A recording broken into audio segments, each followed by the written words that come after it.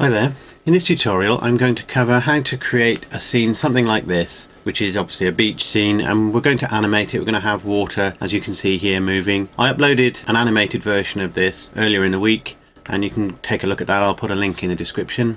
I'm going to be going quite quickly because there's an awful lot of different techniques to cover in this. There's both the simulation of the sea, there's the particle systems for the trees and the bushes, the shells and the stones. There is the dynamic paint to create this sort of wetting effect of the sand here. I'm not going to go into a great deal about the modelling. We'll need to do a little bit for the beach itself. I'm not going to cover modelling the boat. That's purely really a modelling and texturing effect. But just generally setting it all up in cycles, how to do the foam effect on the sea here as well. So it's an awful lot. I may have to split this into more than one tutorial. You may find I'm going quite quickly, so you may struggle to work along with me unless you keep pausing the video. But my main purpose is to show you each of the techniques that you need to make a scene like this. There was quite a few and I had to learn a few myself as well as I went along. So I'll just play you the video and you can see we've got the water animating here. It's lapping up and down the beach, and if you watch carefully you will see that the beach becomes damp as the water touches the sand as well, and you can see it went up there. So nothing too fancy in terms of physics simulation. There really isn't any physics simulation. It's purely done with the ocean simulator. So this is what the raw scene looks like. There are a lot of vertices in it, which means the interface is a little bit slow, but you can see this is the water, and you can see that relative to the land the water is at a bit of an angle. The land slopes down there, and that's how I get the water to lap up and down the land, the beach as it were. I haven't got all the trees showing here at the moment, but you can see there's the palm trees. So if we go to preview rendered mode, you can see that there is some colouring, in fact texturing, on the land as well. So we'll go to a new screen, and to begin with we'll create the land. So we'll add a plane, scale it 10, it's up to you how big you do it, and we start subdividing it. So go into edit mode and subdivide. We'll subdivide say 3 times, then we press W and subdivide again, but this time we scroll down here and we increase the fractal amount, and what that does is, as you can see, that starts to make it bumpy. We have it fairly high for this first one. W again, subdivide, but this time turn the fractal down. So this sort of gives bumps on the bumps rather than new areas altogether. I think turn it down a little bit more than that, and maybe once more with a little bit less fractal again. So if I come out of edit mode, you can see we've got a quite bumpy surface. Go to smooth shading, and we've not finished with this yet. But the first thing I'm going to do now, if I bring my camera up, these are lights, so don't worry about those. Just move them out of the way. I'm not going to use them ultimately anyway. So in fact, I think what I'll do is I'll hide them. But here's my camera. So I need to determine where my beach is going to be, what angle everything's going to be at. Now looking at the lumps and bumps I've got, this sort of corner here presents itself to me as a possible area for the beach. So go to edit mode. That's just my camera there. And select an amount. You know, you can have whatever shape beach you want, but obviously I've got to construct something just for the tutorial. And then what I'm going to do, press O to get proportional editing on. Let's get the size of it reasonably large, and then scale Z. And what I'm doing is obviously somewhat flattening it, not completely, but somewhat flattening it, and then I can pull it down like that. And there you see we've got our curve. And now what I'll do is I'll rotate on the X and pull it down a little bit more. And that's because I want to slope here as part of the beach. We've got a bit of a mess there on the vertices, so select them and just say smooth vertices, and you can see it smooths it out. And now I'll put Control 1 to add a subsurf on there. Again, it's gone a bit too far here, so I'll smooth those vertices out as well. You may need to press Z to see through the mesh in order to do that properly. So that's a good start. It's always a good idea to have, if you have undulating land, to have areas which are closer and further away. So you can see almost layers of land. There's the closest lump or bump or hill, whatever you want to call it, then one behind it, then another behind it, and that really gives you a good feeling of depth. And what I'm doing now is just pulling up this little piece here, because I think it would be nice to have that as a small hillock as well, just there. And then what I typically do when I'm making landscapes is I select the loops at the edge, and then with proportional editing on, I pull them down so that you don't ever see an actual edge from the point of view of the camera. You only see a curving drop off, as it were, which is more realistic. So then I need to decide on the angle of my camera. I think this edge I'm going to pull out actually a little bit more, because it doesn't matter so much about this one in terms of needing to keep that rounded, because the camera's not going to see this edge, but we want to make sure that it is well behind the camera. So that's going to be the edge of my beach. I think I need to emphasize it a little bit more. So I select the appropriate vertices just to have it somewhat similar to the one I'd already made. No other real reason. Scale on the Z again, pull it down a little bit, and I've even got a sort of separate bit there. And what we can do, there are other ways to sculpt, of course. I'm not using proper sculpt tools here. That's not what this tutorial's about. So I've got a raised area of land there. So now I'm ready to set my camera view, simply because it'll make it easier when I'm checking things. Put my view about there, view, align active camera to view, and now whenever I press 0 on the numpad, it'll take me back to here.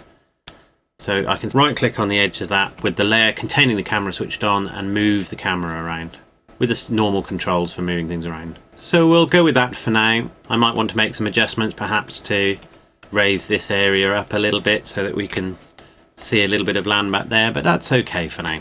It's different every time because obviously you're using random settings, and that's fine. So we're going to save it, and now we're ready to move on to the next step. So that's our land modelled. Control A and apply the scale, because there are some things we're going to do later which we'll need to make sure that the scale is accurate.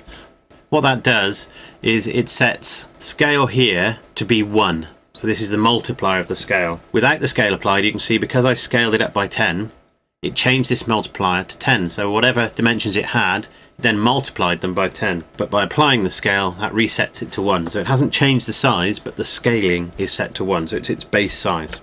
And we're going to need more mesh in there, but there is already a subsurf. So you can see that's increasing the number of vertices. So the next thing to do is we need to unwrap this. We press U and select unwrap. Now if we bring up another window, you do that with these little chevrons here, by the way. Go to the UV image editor and you can see we've got the basis of the land unwrapped there. And you can just go with that. Depending on how sharp some of your hills are, the slopes on the hills, you may find that the textures are stretching a little bit in some areas, and if that's relevant to the camera view you're using, then something else you may want to look at is if you click UVs, you can say minimize stretch, and you notice that they're tweaking a little bit, they're moving around a little bit, and you can use the mouse wheel or the plus and minus to play with that as well. What it's trying to do is to equalize the size of these little squares. Once it's done whatever it can, just press enter and that's done. So we've now got our unwrapped image there. So we now need to look at how we apply a texture to this. So if we say new under the UV, we'll give it a name and make it a reasonable size, because this will set the resolution that you can draw at. I'll set the default to white, it doesn't really matter because we're going to completely cover it, and we say OK. So we now get a white box in here and it's got a name. If you just stop there, when you close the program, this image will disappear. You'll have to redo your texture painting. So to make sure that it stays and doesn't vanish, you can either save it externally as an image, but that's a little bit of a hassle because you've got to load it in and out and resave it and so on. So the easiest thing to do is just go to click image and say pack as PNG. You then get this altered symbol here, and that means it's part of the file now. It won't disappear when you close and reopen the program. Now, to make the image appear on the land as we're painting, we need to take this image and apply it to this one, even though there's nothing on it yet. So we go to materials and say new. And to begin with, we'll just use a default diffuse and we'll say image texture. And if we click that little browse image to be linked, you can see our textures there already. Well, obviously no change as yet. And if we go to material, it's just turned white. Now what I can do is to go to texture paint. It brings up this window. You get a number of brushes. The default one is text draw, which is texture draw. And if you click that little button next to texture, you get this little texture window open. So we'll say new, and we'll call this one soil. But that's obviously not looking much like soil. This can be a procedural texture, or you can use an image. I'm just going to use an image. So once you've got that defined, come over to textures here and make sure you've got the soil brush texture selected, because it may not be by default. And rather than clouds, select image or movie. You notice it turned black over there then. Select open, go to textures, wherever you've got them, and select an appropriate texture. So for me, I'm going to use this one here as dry earth. Nothing changes yet, but what we should now be able to do is paint with a texture. Now by default, it's going to paint tiles. Depending on how big and how tileable your texture is, that may be fine. But for me, these aren't very tileable textures. So what I tend to do is to use random. You can try different ones and see which one works for you. And now you can see it's just randomly painting this texture on to the image. Now to make that circle of effect bigger or smaller, hold down the F button on your keyboard and then change the size, and then click, and you can now see you've got a much bigger one. It gets a bit slow if it's too big, so have it at a reasonable size. So I'm just going to quickly put a rough texture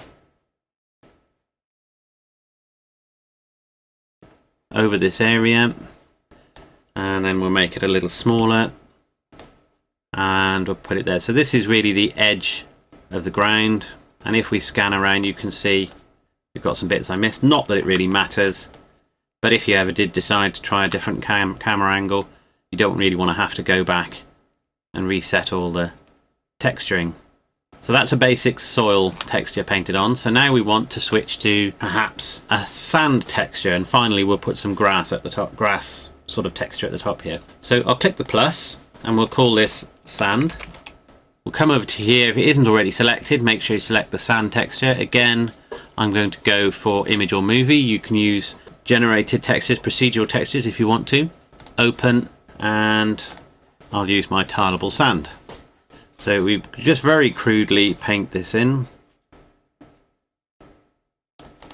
And now what I'm going to do is I'm going to set the strength quite low, and I'm going to sort of just lightly cover that interface so that you start to get a grading from one to the other rather than a very sudden one. And even that you don't want too perfect, you want it fairly random really. So you've got areas where the sand encroaches more and less. And then starting to look at it at an angle so we start to see the 3D will help you to work out what you want. I'm not going to take too much care over this obviously, because this is more about showing you the techniques. It certainly took me a little bit longer when I was doing it the first time around. So that's our sand, and then finally we want some sort of texture for grass, and we make sure we select image or movie in this case for me, and I'll use a tileable grass texture there. Turn the strength up a little bit and we'll paint that around here. And then again, turn the strength down quite low. And you can change the mix modes here as well to light and darken and so on. So you can have patches showing through and areas that are a bit greener and so on. So as you can see, what it's done over here is it's created that image, that texture as we were painting, which is very handy. It's just a basis color. Most of it is not going to feature that much in the image, final image. It's more the sand. If you find, by the way, if you are using a texture and you see that my sand has a bit of a grain on it, as you'd expect from sand, if it's the wrong way round, you'll either need to reset your model or you will need to create a new image that is rotated slightly when you paint it on. So that's our basic land. If I just set that to rendered, you can see, oh, we haven't got any lights in the scene yet.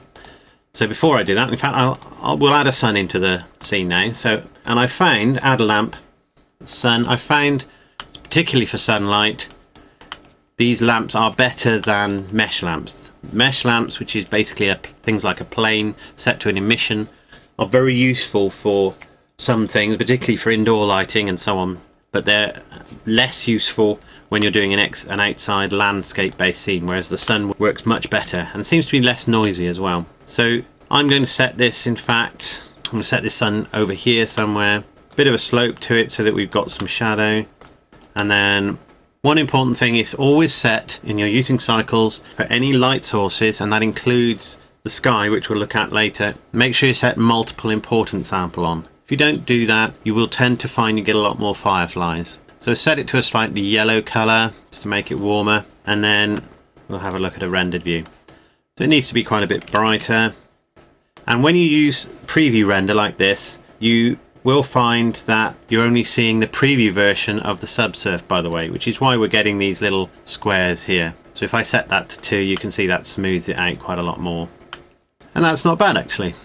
As a starter, that's not bad. But we're going to get more light emitted anyway when we put the sky in, so we'll do that next. So go to here, which is the world, and we need to set an image, and it needs to be a sky texture. Now you can use an HDRI. HDRI textures, which you'll hear a lot about, are high dynamic range images. A normal JPEG or whatever has a limit to the range from black to white that is quite narrow. When you use an HDRI image, it's actually much wider than that, and when you add an image as a background for the world, as it were, like a sky texture, which is what we're going to do here, this actually acts as a light source as well. So the bright spots in it provide light for the scene. So having a high dynamic range for that means that not only can you get a lot more light into your scene from the appropriate direction, if there's a sun in the image for example, but also you can see the differences between the very light spots and the dark spots. If you can imagine a photograph being washed out because it's overexposed,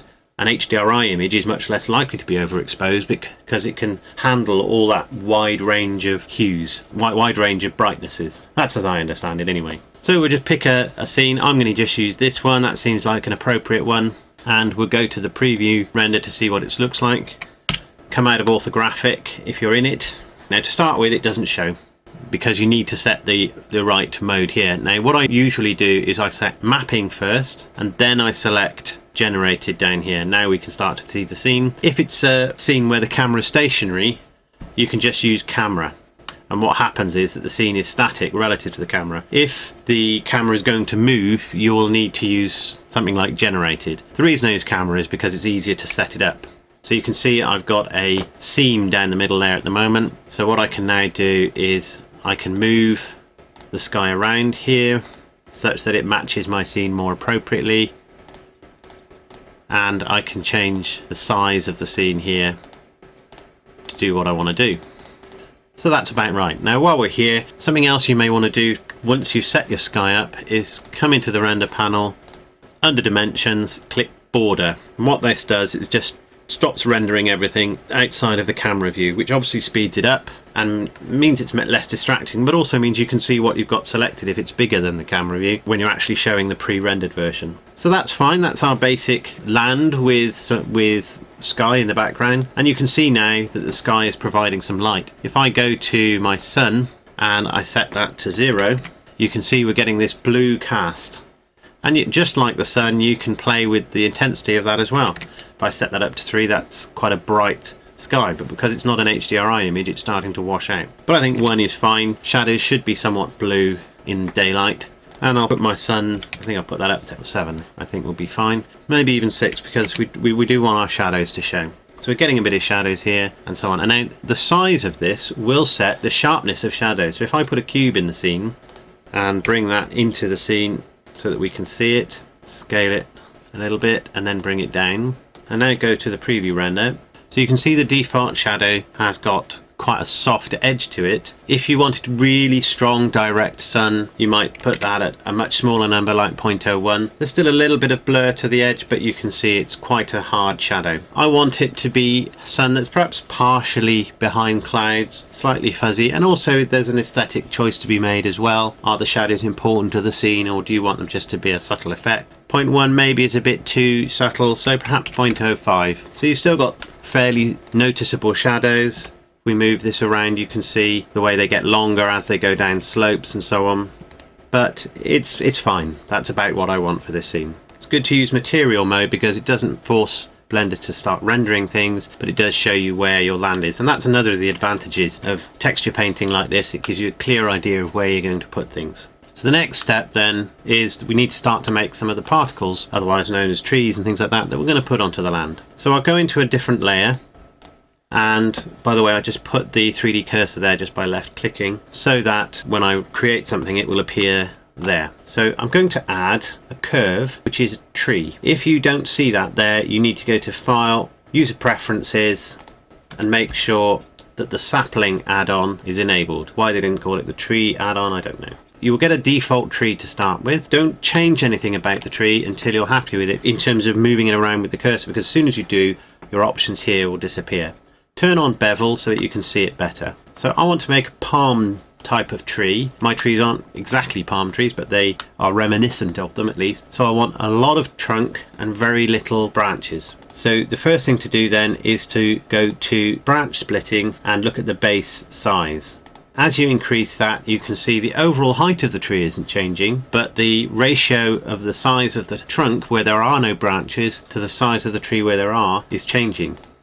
So if we come up quite high, you can see it actually starts to lose branches, and I don't actually want that many. So if we try 0.85, and that's probably plenty, and we can increase the number of branches like this. So perhaps if I set this to 50, it's not actually going to have 50 branches. But what I can do is I can increase subdivisions even further. So the number of branches it does generate will be the stems of the big leaves. So that's roughly the proportions. You may want to increase the bevel a little bit, because otherwise it'll be very angular. And we're not going to have many of these trees anyway. As you can see, you can see a polygon at the bottom there. So if you turn the bevel resolution up, you can get that better. You could apply a subsurf, but obviously that's going to increase the number of vertices quite a lot. And we can then play with the ratio to affect the thickness of the trunk. You can see it's quite extreme at the moment. So you can see this is affecting how thick the trunk is from top to bottom. We don't want it to be too sharp a change, but we do want it to get thinner as it goes up. So then we'll go to branch splitting. These are obviously curved in the wrong direction. Each of these relates to a level. The trunk is the first level, and then you have the first set of branches, and then any other levels, that'll be those. So you can have up to 4, and each one relates to one of those levels. So we can play with the down angle, and you can see that starts to tilt these. For our purposes, to make it look a bit like a palm tree, we want them to actually be slightly upward, say about 75. Each of these has the basic parameter, and then there's a variation in that parameter. So for each branch, it will vary by an amount you set here, to give you some variety, obviously.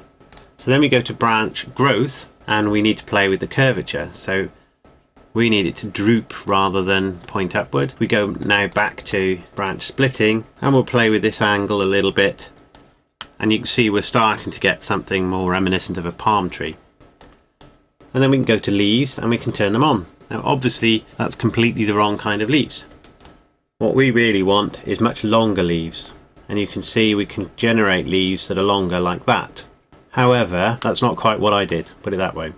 Have to be very careful when you're making adjustments in the tree generator, because they can be very dramatic. So I just used rectangular pieces, quite small. They weren't entirely accurate, but you can see making them bigger there starts to make them longer. Now by rights they should all hang down. Now you can do that by modelling them yourself and applying them, creating your own particle system to apply them. It really depends on what you're trying to achieve, especially if it's going to be in the distance or out of focus. Does it give the impression of a palm tree? I think it does. It's certainly not photographically accurate. So that's all I did with mine. When you look closer you can actually see it. I did tweak a few of the leaves afterwards just because there was a bit too many pointing upward.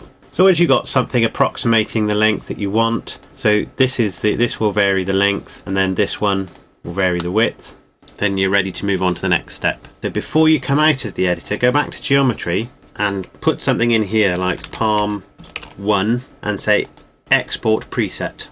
The reason for that will become clear in a moment. Now before you do anything else with this tree, select it, put a texture, I suggest something green, onto the leaves, and then do something similar for the trunk, and I call that bark, and that one leaves. Now we can't join them yet because they're not the same. The leaves are a mesh and the trunk is currently a curve, as you can see, because it lights the curve up. So we need to Alt-C and say convert to mesh from curve. Once we've done that, they will already be parented, but what we can do is we can select the leaves, then select the trunk and say join. Now you can create variations from that by just modifying things around and so on, or, and this is a good thing, we can say I've moved it to one side, add curve tree, load preset, load the palm preset, and there it is. And now all we need to do is change the random seed a little bit, and you can see various parameters are altering.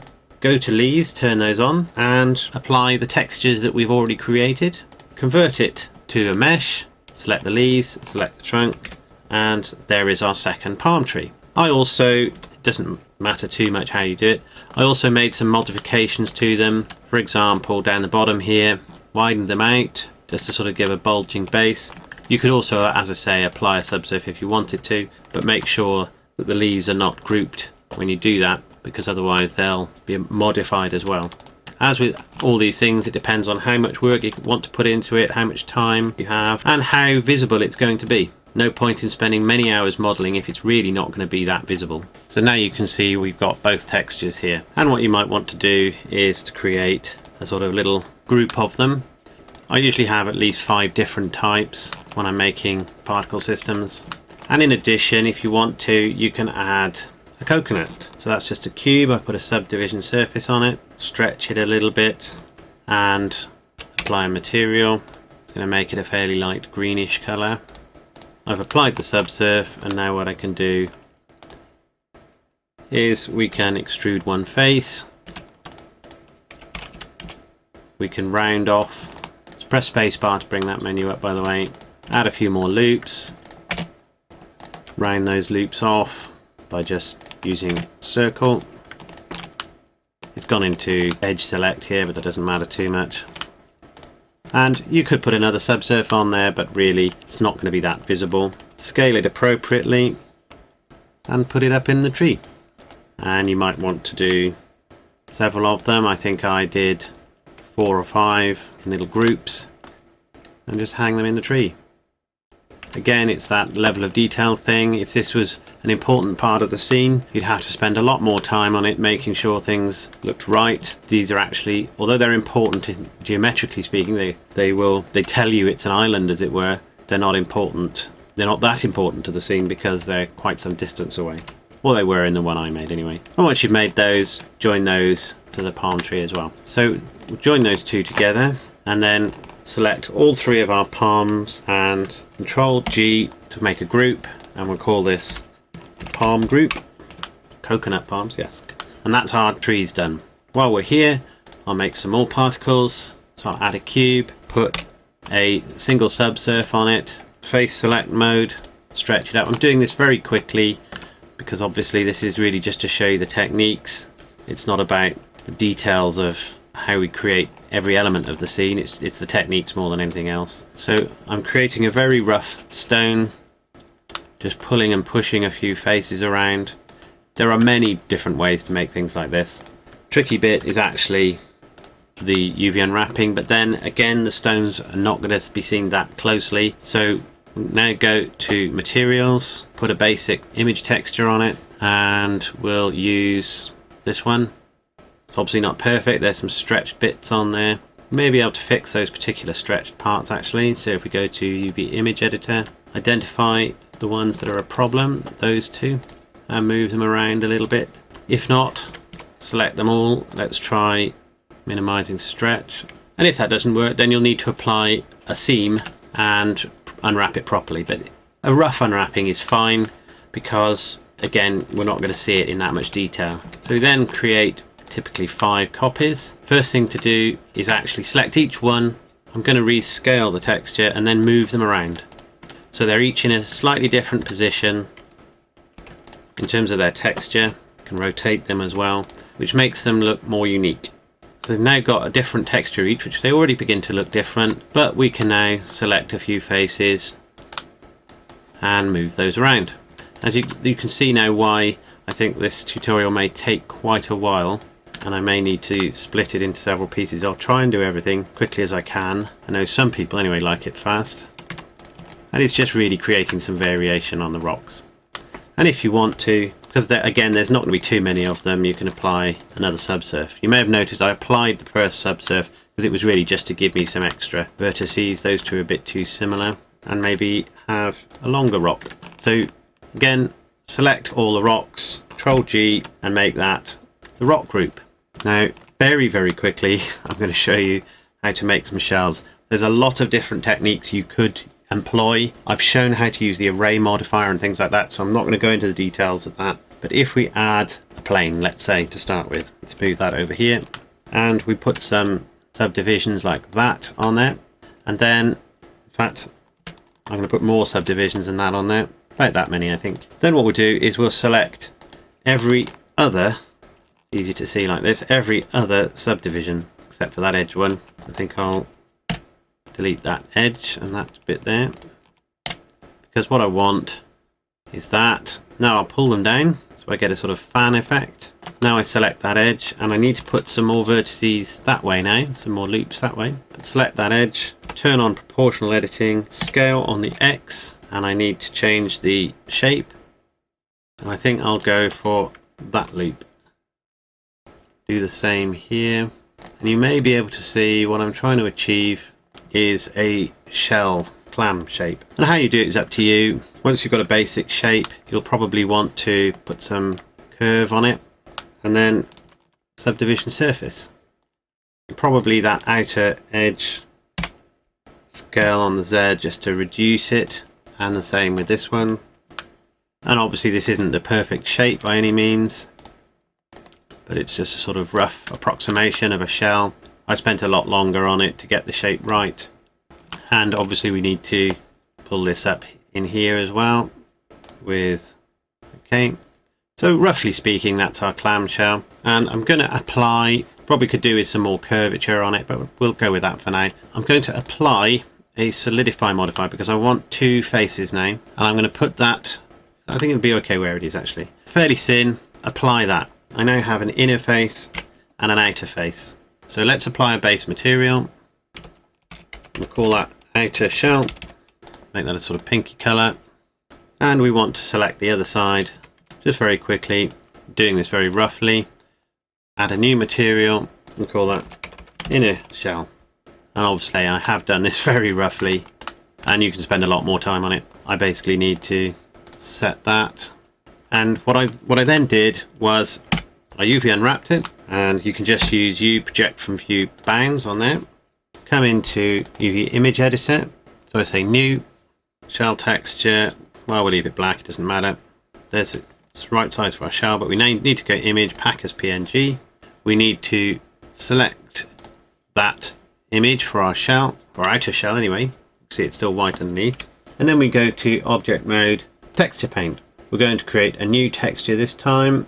So we'll just say plus, and we'll call this shell, give it a bit of a color and start painting. So we're just using really the cloud texture right now. Probably need to turn the strength up quite a bit. So just the basic texture, and having got that, obviously you can play with it, do all sorts of things with it, create a better texture. Now create a darker texture, perhaps make my brush a little smaller, and just follow those ridges initially. And then let's try a slightly different colour. I think we should have some sort of bands across as well, and maybe a sort of yellow tinted area there and back there.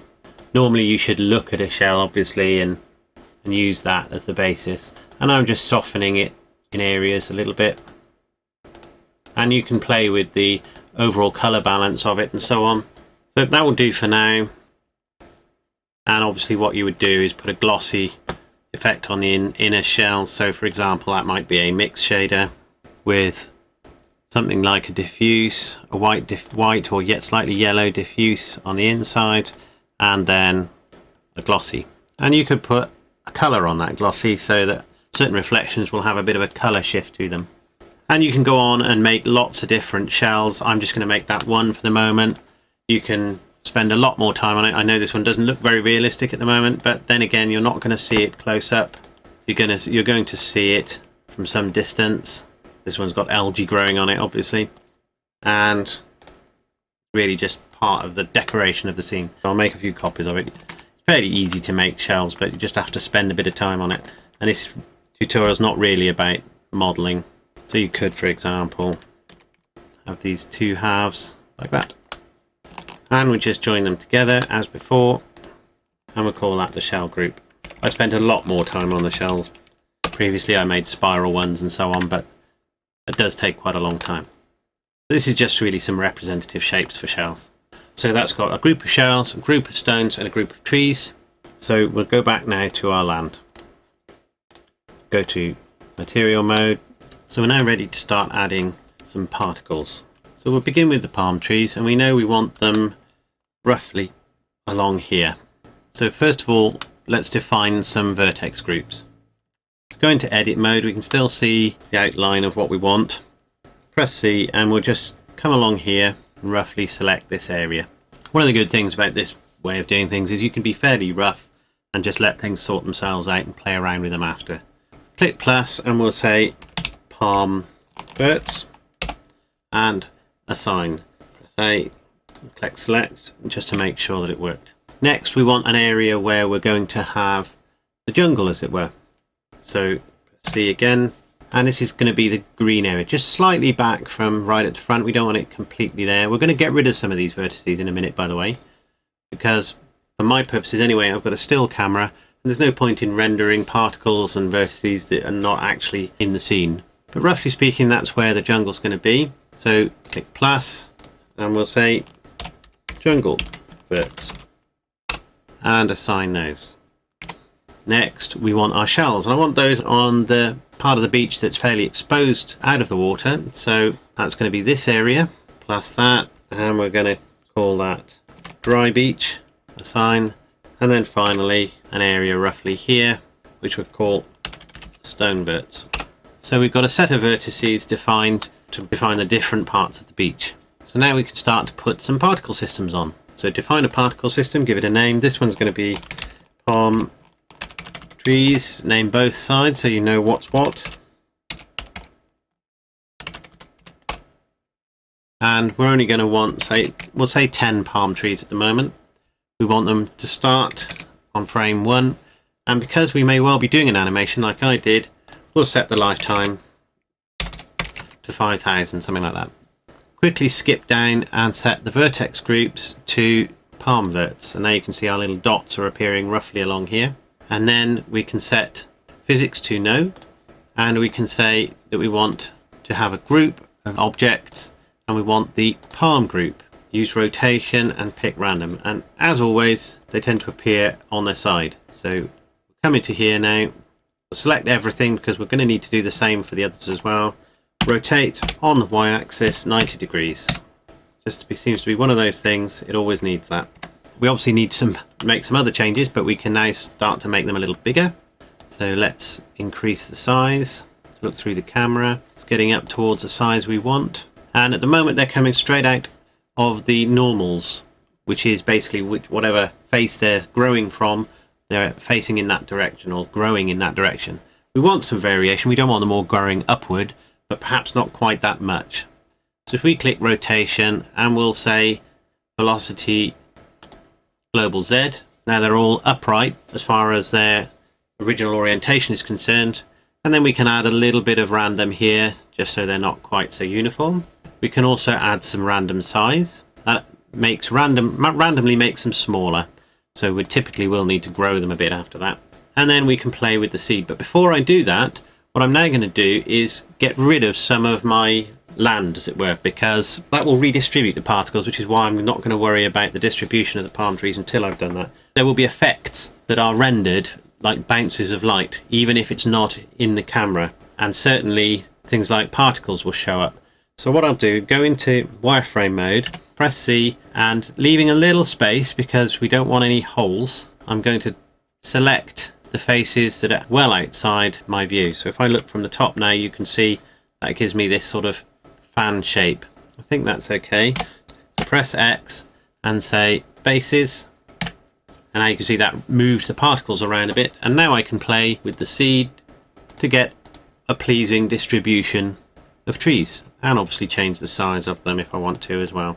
And I think what I'll do is, I don't want any right up here because they'll be off. You'll see the trunk and not the rest, and I also don't want them too close to the camera anyway. So I'll come into my vertices, select my palm verts, look from above, and if I select, you can see there they all are. So what I'll now do is I'm going to say I don't want any palm trees in that area there.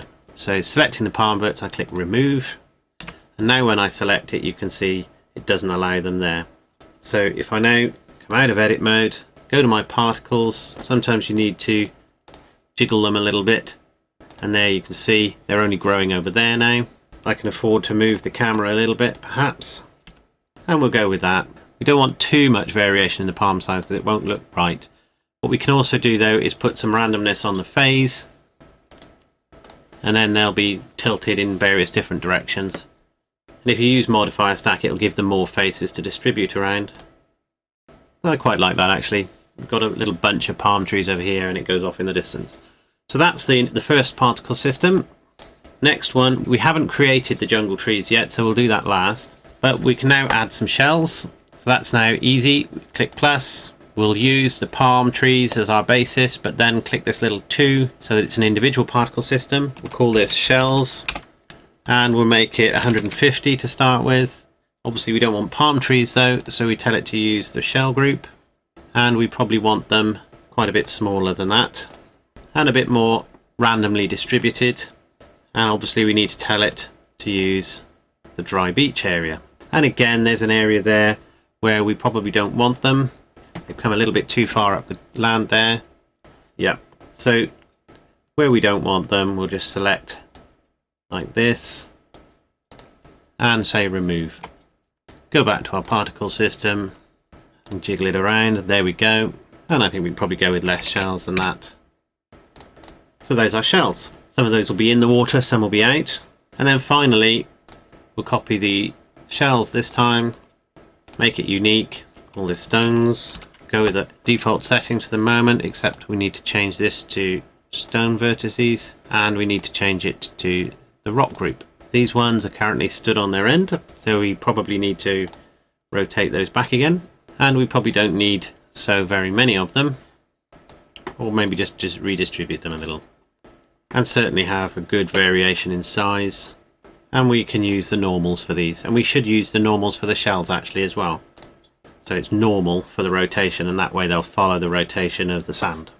So let's have a quick look at what we've got, and we'll turn our lights on. This here is very typical and is to do with the fact that this is a preview render and we're using the modifier stack, but it can also be because you've got the origin of these shells in the wrong place. We've obviously lost our texture for these shells, which is why they're coming out black. There's a bit of a bug with Blender at the moment. It doesn't seem to always hold on to your texture, so you may be better when you create a texture the way I did with this land. I've had several issues with it now, in saving it as an image and then just loading it in, and then it should work fine. For some reason it just doesn't seem to like to do that. So I'm just going to go to my shells. Yes, you can see this one, it needs to be reset. In fact, it needs to be reset so that it's that little yellow dot is within the shell. Now we can check the others. That's not too bad, but we'll just put a rough color on there because it's lost its texture again, just so we can roughly see what we're looking at. That's better. The shells are now sitting in the sand, and you can see we've got a nice distribution there. The textures I've got on the trees and so on, they're very basic textures at the moment. I'm not going to be able to go through everything today. As you can see, it's already extended out quite a long way, but I'll do a little bit of the texturing on the leaves. We'll just quickly create the jungle trees, and then we'll do some texturing on them, and then we'll call it a day for this tutorial. And on the next one, we'll cover the next element. So we come out of rendered and we'll go over here and we'll see what we can do with the trees. So bring another window up and we'll go to the node editor. So we've got a basic bark texture at the moment. We'll add a noise texture, put that in as a displacement. In fact, what we'll do before we do that is we'll add a wave texture. I'm just going to put that into the diffuse at the moment, and you can see we've got this black and white pattern. What I want to do is I need to map that so that it runs up the tree, and you'll see why I'm doing this in a minute. So we'll put a mapping node in. We haven't actually unwrapped these, so we will use generated coordinates, which is probably what it's defaulting to now anyway. Yeah. And then what we need to do is rotate it to get something reasonably close to wrapping around the tree like that. So that's now going to be used as a bump map for the tree. Now it doesn't show up very well at the moment. In fact, before I do that, I'll also show you I'm adding a color ramp just to sharpen it up. That should about do it. And we can play with the scale on this just to give us more or less of those rings. That goes into displacement, and we may need to flip them up the other way round, not to mention adding a subsurf and so on. Make the bark a little darker, add a mix shader, add a glossy shader, Most things use a glossy shader in some form. Turn the brightness of the reflections right down. Try 0.05. Now I'm going to use my noise shader, add color mix node, take the original bark color, and we'll have a darker version of it. Then we'll use the noise to vary that. Put the scale of it relatively high, perhaps a little distortion, and we'll also use it in combination with our noise down here. So we'll make a copy of the color mix node. We haven't varied the size of this noise yet, the depth of the offset, as it were. There you go. You can see we're starting to get a texture on there now, and you can mix more noise nodes in and so on. And I'll just put a math node on there, which allows me to turn the depths of those bars down. And I can also do this just a little bit. Again, this is going to be viewed from a distance, just to give a general impression. We'll go with that. I think maybe a slightly redder texture. So that's the bark texture. Then the important one, which is the leaves. So again, we'll have a color mix node. We'll go with fairly bright green and a slightly darker green. Put a noise mix into that using the factor more than anything else. And we'll need to use a generated texture. Now what we can do, if we want our trees to have slightly different colours one to another, is that we can drive the mix node rather than from a noise node like that, is we can add an object info node which has a random output. If we put that into here, each time a tree is created, an object is created, it will assign a random number which will select a slightly different colour between these two colours. So that means not all of your trees will be exactly the same colour. And if we want to, we can mix those two things, the noise and that together, because that gives us a variation across the leaf, and this gives us a variation from one tree to the next. So however you get your basic colour, we now need to do some more with the leaf. So we'll add a translucent shader. We'll add a mix shader. That's going to take the output from the translucent and mix it with the diffuse. You can use an add shader. We need to take the colour to the translucent as well. But what we're then going to do is under colour, select the gamma node, turn the gamma up. Higher gamma means darker. So what that means is any light that's passing through the leaf will give it a darker colour than light that is bouncing off the leaf, as a diffuse, that is. Then we're going to need to add a final mix node, and this time we're going to add a glossy shader. We'll try 0.05 for reflections, maybe a little less, and roughness not too high. 0.2 is about right, I think. So this will now give us leaves which reflect light, have a little bit of shininess to them. I think 0.05 for that. Have a little bit of shininess to them, vary in colour, also allow some light through them. And you can see already you've got darker leaves where light's shining through, lighter leaves where it's bouncing off, still lighter leaves where there's the glossy effect and so on. And that's a much more realistic effect for leaves. So if we go back to our main scene, you can see the leaves and the bark already looks much better. I haven't really done anything with the coconuts, which is why they're so bright still. So finally then, we'll do the jungle along the back here. So we need to make the trees to start with. I'll leave that node editor up because we're going to need that set of nodes in a minute. We'll go to a new layer and we're going to use the tree generator again under curves. I've already got some defined. You just need to play around with whatever kind of tree you like, but I'll show you a little bit about it. So I think it was the bushy tree. There it is. I then need to go to leaves, turn them on, and you can play around with how many leaves you want. Obviously, if it's more tropical, you might have slightly larger leaves, bearing in mind that this adds quite a lot of vertices. Once you've got the tree you want, as before, you will need to save this as a preset and then create several versions. I'll just stick with the one version for now, but you will want to create several versions so you get more variation, unless you want to modify them yourself. Set the leaf shape to how you want it, then select the leaves. We'll go with the leaf texture we've already created and the bark texture we've already created for the moment. Alt-C and turn the curve into a mesh. Select the two objects and join them. You know they're joined because both textures show up there. Then we'll make those textures unique because we'll want these leaves to be slightly different. Same sort of process, same node setup, but perhaps somewhat different colours. Don't think we need that noise texture for this one, but we do want that random, and we want that to go straight into there. Perhaps slightly shinier leaves for this one. And then we'll go and make the particle system. We'll rotate on the y-axis 90 because they always seem to need that. We can now go to particles with the land selected, select our palm trees, as that's probably one of the closer ones to what we want.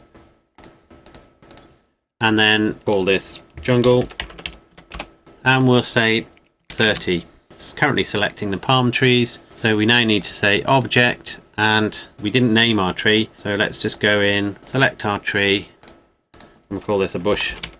Go back to our land, make sure we make this one unique, and select the bush. A bit too big at the moment anyway, so we'll set that to 0.1, and then we need to come down and select the vertices to the jungle verts, and you can see they're back there. We probably need a few more. These will have a lot more vertices, so if you need to, with the tree selected, this one's not too bad, but if you need to, you can select the tree, go down to display and say display it as bounds, and you'll just get a little box. An intermediate step is wire. So it shows the tree but only in wireframe, which means that when you've got a lot of them, the interface won't be slowed down so much. I've made a fairly low poly one, so it's not too bad. And you really don't need that many polys anyway if it's that far away from the camera. So having set the tree, we obviously need to set the variation in size. I think perhaps they need to be a little bit bigger than that. And mine are all identical, of course. What I can do is put some variation on them like that. We can try the normals, that's probably a bit too much. So go with global Z, a bit more random on it, more random on the size, and more of them. And you can try vertices instead of faces as well. Sometimes vertices doesn't work so well, or jittered. You can try even distribution or not, depending on what you're trying to achieve. At the moment this looks a bit like a plantation to me, but if we put this up to 100, let's say, you can see we're starting to get a much thicker jungle there now. And what you can also do, because you don't necessarily want a sharp division, see my UE is starting to slow down a little bit now. If you want them to ease out, if we go to our vertices and we say jungle verts, go to weight paint mode, and now we can see that it goes from blue to red. Now I'm just going to set my tree, in fact, to bounding box now, because it's starting to cause me problems because I've got quite a few of them on there. So now I come back to the grounds and you can see the U is working fine. So at the moment the tree vert stopped very hard there. So if I select my land in weight paint mode and I select blur, and now I can weight paint a blur over that edge so it is not so firm. And if I'm still getting trouble with the particles, which I am a little bit, I can open them up here and I can turn them off. So they were the last particle system, and I can turn all of them off if I need to. And now you can see it all works much better. So they're still there, but they're not visible in the UE at the moment. And we can go with lighten as well, and perhaps a bit more blur. So we've now got a graded vertex selection. So if I turn my particles back on, that will set the density. So there you can see we're getting some sort of trees growing there, and then we're getting a bit of shadow cast from those trees, the rocks and the shells and things distributed across the beach, and we've got some fairly small palm trees actually. So I think in terms of relative sizes, I'm going to turn the size of my jungle down. So let's try 0.1, which probably means I need to put more of them up there, because I think the palm trees should be the tallest trees, and then we'll increase the number and try redistributing them. There we go. And I think given that there's only one actual shape of tree there, that works fairly well. And you can see, you may be able to just make out that there is a variation in their colour because of that setting that I did. And I think it works fairly well. I mean, maybe we need to make it a little bit smaller still. That's better. Now we get a bit more of the right sort of scale. And we now just need to put a little bit of grass down. So if we go back to our vertices, we want grass sort of here in this boundary between the trees and the beach. So I'm going to have a bit of grass growing like this. So click plus. This is the grass verts. Assign. Check it.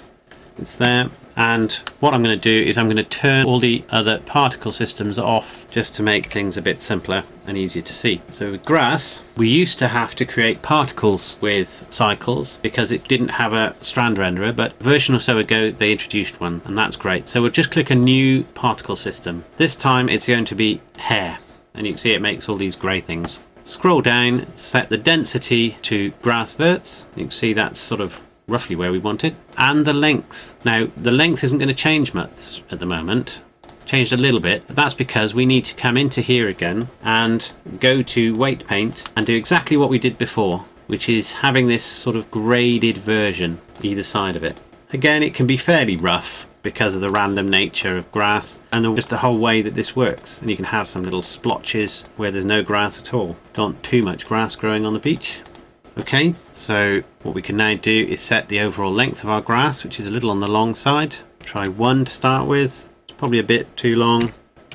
Go for 0.7.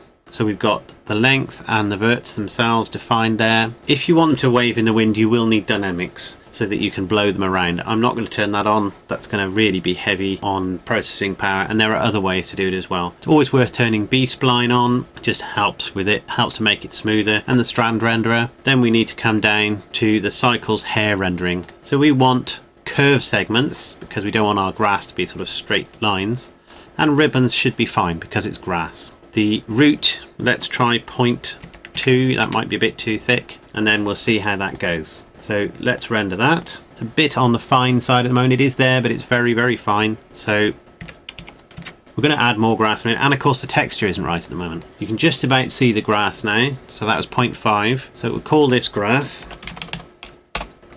We'll turn on advanced now. We'll use the modifier stack, and we'll go to material. We'll add a new material. We'll use an image. And I'm going to use the texture that I have, which is this graded image. I'll use this one just so that it's not the same color all the way up. So that's now the second texture on the land. So I need to come down here and tell it to use the second material. And you can see they've turned green. So we need to perhaps thicken those, well, maybe a little bit. Maybe 1 is okay then. And then we need to start to add children. So if we put interpolated, obviously gets a lot thicker. 100 for every 1 is probably a bit too much.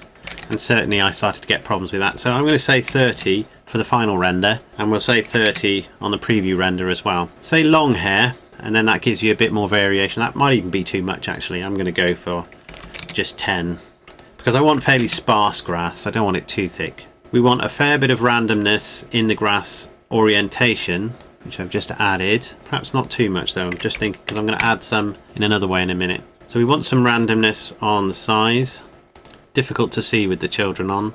Most important thing is to put Brownian motion on, and that starts to give you the curved path. And then under the children, start to play with these values a little bit in order to get you some variation. That might still be too much grass actually, but let's see what that looks like. Obviously it's just got a fairly basic image texture on it at the moment. That's not too bad. I think maybe it needs to be a little shorter, and you can see how the grass is getting shorter as it goes down the beach, much as it probably would do. So then, as we did with the other leaves, we just need to make the material for the grass a little bit more elegant. So we'll add a couple of mix shaders. You see me do this several times now.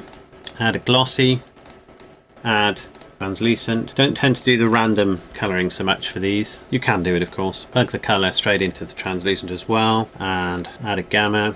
Set the reflection value very low, and then let's have a look what that looks like. And immediately you start to get some much more richness to the grass because you've got much more variety in the shading. So I'm just going to turn on all of the particles and we'll give that a render. So you can just about see there that the scene's beginning to take shape. We've got all of our different particle systems applied. We've got the texturing on the land and some basic texturing for the leaves and the trees. What's left now, and I'll have to do that in part 2, is to add the sea, which will sort of come up to about here somewhere, and then we'll need to add the dynamic paint effects, which will affect the wetting of the sand that you can see along here. So I hope you found that useful. If you did, let me know. Hopefully I'll be able to make part 2 by no later than the end of next week, and I'll see you in the next tutorial. Thanks a lot.